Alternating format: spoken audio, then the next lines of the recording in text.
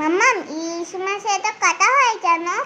ইলিশ মাছে কাঁটা বেশি হয় বলে স্বাদটাও বেশি হয়, বুঝলি? মাম্মা, আজ দুপুরে কি রান্না করবে?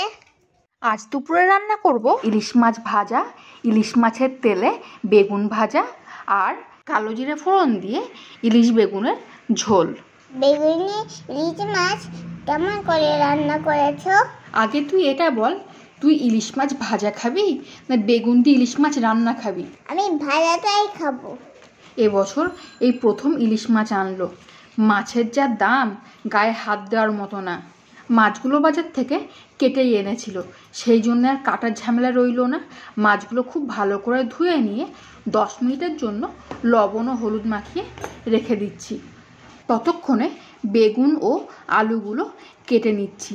আপনারা চাইলে আলুটা নাও দিতে পারেন, আমি তরকারিটা একটু বাড়ানোর জন্যে আলু দিয়েছি। রান্নার বেগুনের সঙ্গে একটু গোল গোল করে ভাজার বেগুনও কেটে নিয়েছি। এখন বেগুনগুলো একটু জলের মধ্যে ডুবিয়ে রেখে দিচ্ছি। এরপর আলুগুলোকেও একটু লম্বালম্বিভাবে কেটে নিয়েছি।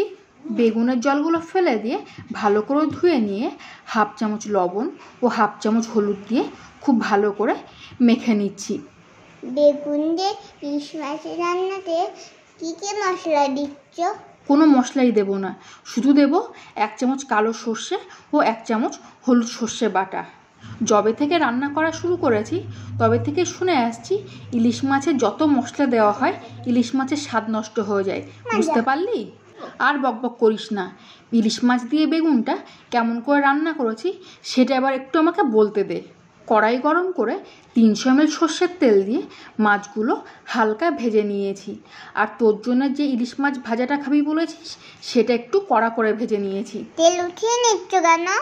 বেগুন ভাজা আর সঙ্গে ইলিশ মাছের তেল দিয়ে খেতে খুব সুন্দর লাগে। আজকে একটু খেয়ে দেখিস। আমি কিন্তু লঙ্কা খাবো না। সেটা আমি জানি রে, লঙ্কাটা আমি আমার জন্য ভাজলাম। ওই একই কড়াইতে আবারও 300 ml মতো সর্ষের তেল দিয়ে রান্নার জন্য যে বেগুনগুলো লম্বালম্বিভাবে কেটে রেখেছিলাম সেগুলো হাই ফ্লেমে ভেজে নিচ্ছি। বেগুনটা হাই ফ্লেমে এই জন্যই ভাজতে বললাম যাতে বেগুনটা পুরোপুরি গলে না যায়। ওই একই তেলের মধ্যে লম্বালম্বিভাবে কেটে রাখা আলুগুলো দিয়ে দিলাম। আলুগুলোতে লবণ ও হলুদ দিয়ে একটু লাল লাল করে ভেজে নিয়েছি। আবারও বলছি, আপনারা যদি না চান তাহলে আলুটা দেবেন না। ব্যাস, আলুগুলো ভাজা হয়ে গেছে। আলুগুলো এখন অন্য একটি পাত্রে তুলে নিচ্ছি। তেলের মধ্যে আরও 30 ml মতন সর্ষের তেল দিয়েছি। মোট 50 ml মতন সর্ষের তেল ব্যবহার করেছি। তেলটা একটু গরম হলে 1/2 চামচের একটু কম কালো জিরে এবং 5 থেকে 6টা কাঁচা লঙ্কা ফোড়ন দিয়ে দিয়েছি। একটু নেড়ে চেড়ে দিয়ে দিয়েছি ভেজে রাখা আলুগুলো দিয়ে 1/2 চামচ লবণ এবং 1/2 চামচ হলুদ দিয়ে দিয়েছি 1 গ্লাস জল। জলটা ফুটে উঠলে দিয়ে দিয়েছি ভেজে রাখা বেগুনগুলো দিয়ে নাড়াচাড়া করে একটু ফুটে উঠলে দিয়ে দিচ্ছি বেটে রাখা সর্ষে বাটা দিয়ে 2 মিনিটের জন্য ঢাকনা দিয়ে দেব। মাম্মা, মাছ কখন দেবে? তুই আবার চলে এসছিস আমার রান্নায় নাক গলাতে। এই দেখ, এবার দিচ্ছি। মাছগুলো দিয়ে ওপর থেকে 2 থেকে 3টে চেরা কাঁচা লঙ্কা দিয়ে আরও 2 মিনিটের জন্য ঢাকনা দিয়ে দিয়েছি। এরপর ঝোলটা একটু কমে আসলে ওপর থেকে 1 চামচ সর্ষের তেল ছড়িয়ে দিলেই রান্না কমপ্লিট। মাম্মা, কি সুন্দর লাগছে দেখতে। দাঁড়া, গরম গরম ভাতের সাথে পরিবেশন করে নিই।